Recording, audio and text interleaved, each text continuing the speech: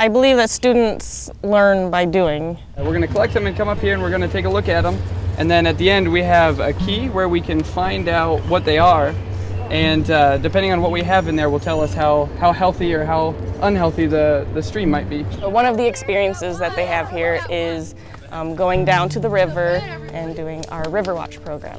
And the kids will hike down to the Little Calumet River, and they will carry down their nets and their buckets and magnifying glasses, and we'll go down to the river and talk about why it's important to have a healthy river. Why is the health of the water important? The kids will get in and they'll use the nets to collect macroinvertebrates, which are the insects living in the river, and we'll start to look at what we find. And we'll then start to talk about why is it important to find a lot of different kinds of insects? Is diversity important? We'll ask these questions, and the kids will start to see that it's important to have a lot of different kinds of people, a lot of people from different places, a lot of different things in the community that make it whole and healthy.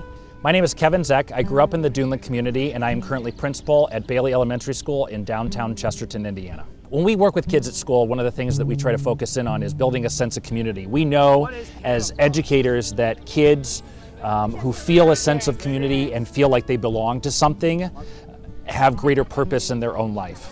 And so we try to instill that in our students on a regular basis. A school tries to build sort of like a tight-knit community within each classroom. We try to build it in the school, and this takes us the step beyond in helping the kids understand that they belong in a bigger, larger community. My name is Bill Shout.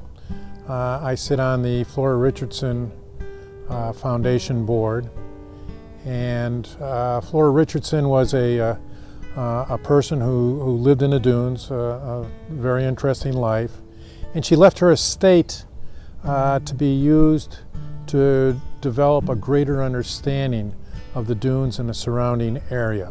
So when we looked at how can we accomplish that, what's the best way in which we can do that, knowing what the Environmental Learning Center has to offer, we broached the Duneland School Corporation and said, would they be interested in having their students take advantage of the Environmental Learning Center.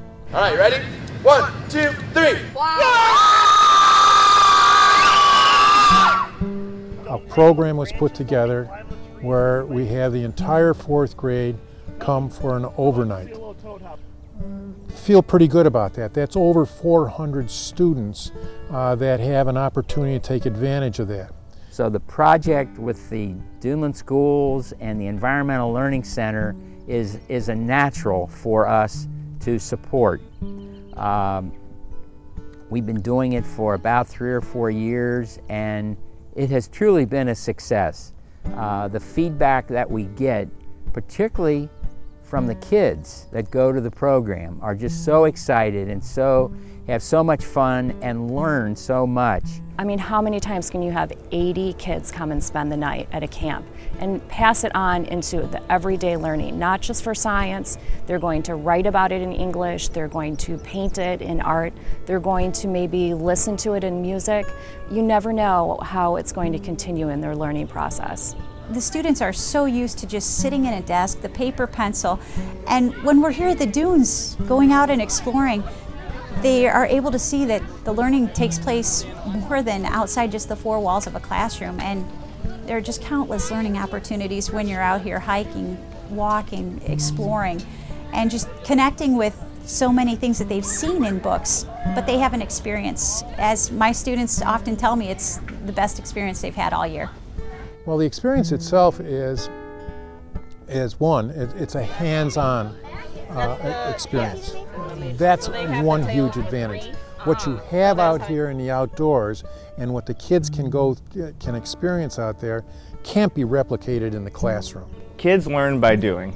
So when we get them outside, we get them holding things, touching things, tasting things, smelling things, and they become engaged in their environment. So they can take that excitement back to the classroom with them. Helping the students find a way to connect to their environment is so important because they have such an integral part in the preservation of our environment, and they're becoming little mini naturalists, as you will, and they can see that their actions have long-term impact. And just letting them know that they're a part of this as well is such an important lesson. I